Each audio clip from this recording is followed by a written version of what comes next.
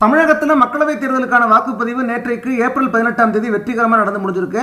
முதலமைச்சர் எடப்பாடி பழனிசாமி அவர்கள் நேற்று காலை தன்னுடைய சொந்த ஊராகிய எடப்பாடி தொகுதிக்கு உட்பட்ட சிறுவம்பாளையம் கிராமத்தில் வாக்களிச்சுட்டு சேலம் நெடுஞ்சாலை நகரில் இருக்கக்கூடிய தன்னுடைய வீட்டுக்கு வந்துட்டாரு. அங்க இருந்தபடி பல அமைச்சர்கள் அவர் தொடர்பு கொண்டிருக்காரு. பகல் முழுவதுமே விசாரணை நடத்திட்டு இருந்திருக்காரு. மக்களவைத் தேர்தலில் ஆட்சியை தக்க வைத்துக் கொள்ளக்கூடிய வகையில் இருக்கக்கூடிய 18 சட்டமன்ற இடைத்தேர்தல் குறித்து தான் அதிக அளவு அவர் விசாரிச்சிருக்காரு. எடப்பாடி அவர்களுக்கு பதில் சொல்லியிருக்கக்கூடிய அமைச்சர்கள் என்ன சொல்லியிருக்காங்க அப்படின்னா, நம்ம நல்ல வேலை செஞ்சிருக்கோம், நம்ம கவனிச்ச ஏரியாக்களில் அதிக வாக்குகள் பதிவாயிருக்கு, சட்டமன்ற இடைத்தேர்தலில் இன்னைக்கு ஆளுங்கட்சி தோத்துருக்கு, கவலைப்படாம இருங்க, 12 சீட்டு நமக்கு தான் அப்படின்னு சொல்லியிருக்காங்க. மக்களவை தேர்தலும் பாசிட்டிவா இருக்கிறதா சொல்லியிருக்காங்க முதலமைச்சர் கிட்ட பேசியிருக்கக்கூடிய அமைச்சர்கள். இதனால குஷியா இருக்காரா எடப்பாடி பழனிசாமி அவர்கள். தேர்தல் களத்தில் மத்திய உளவுத்துறையும் மாநில உளவுத்துறையும் ஆய்வு நடத்தியிருக்காங்க. மத்திய உளவுத்துறை கிட்ட கலந்துக்கிட்டு நேற்று மதியம் 2 மணி வாக்கில் மாநில உளவுத்துறை முதலமைச்சருக்கு முதல் கட்ட ரிப்போர்ட் அனுப்பியிருக்காங்க.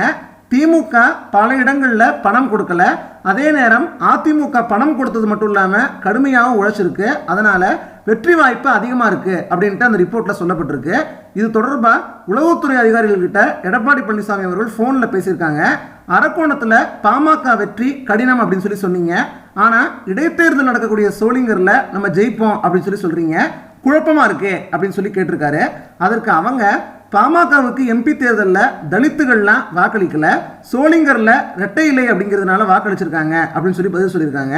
அதுக்கப்புறம் தன்னை சந்திக்க வந்த அதிமுக நிர்வாகிகள் கிட்ட பேசியிருக்கக்கூடிய எடப்பாடி பழனிசாமி அவர்கள் எப்படியாவது 20 எம்பி சீட்டாவது ஜெயிப்போம், அசம்பிளி தேர்தலில் ஆட்சிக்கு ஆபத்து வராது அப்படின்னு அழுத்தம் திருத்தமாக சொல்லியிருக்காரு. உளவுத்துறையோட இந்த ரிப்போர்ட் அப்படிங்கிறது அதிமுகவுக்கு சாதனமாக வந்திருக்கிறது தான் எடப்பாடி பழனிசாமி அவர்களுக்கு மிகப்பெரிய சந்தோஷத்தை கொடுத்துருக்கு அப்படின்னு தான் சொல்லணும். நீங்கள் என்ன நினைக்கிறீங்க இந்த உளவுத்துறை ரிப்போர்ட் பற்றி? இந்த ரிப்போர்ட் படி அதிமுக தான் ஜெயிக்கும்னு நினைக்கிறீங்களா, இல்லை இதில் ஏதாவது மாற்றம் இருக்குமா, யாருக்கு வெற்றி வாய்ப்பு கிடைக்கும்னு நீங்கள் நினைக்கிறீங்க அப்படிங்கிறத கீழே உள்ள கமெண்ட் பாக்ஸில் பதிவு பண்ணுங்கள். மேலும் தகவல் உங்களுக்கு பிடிச்சதுன்னா இந்த வீடியோக்கு லைக் கொடுங்க, இந்த வீடியோ கண்டிப்பாக அதிகமான பேருக்கு ஷேர் பண்ணுங்கள். இது மாதிரி எல்லா அப்டேட்ஸையும் நீங்கள் உடனுக்குடன் பெறணும்னா மறக்காமல் உடனடி டிவி சேனலை சப்ஸ்கிரைப் பண்ணுங்கள், அதுக்கு பக்கத்தில் ஒரு பெல் சிம்பிளை கிளிக் பண்ணுங்கள். பல்வேறு வீடியோக்களை தொடர்ந்து சந்திப்போம். நன்றி, வணக்கம்.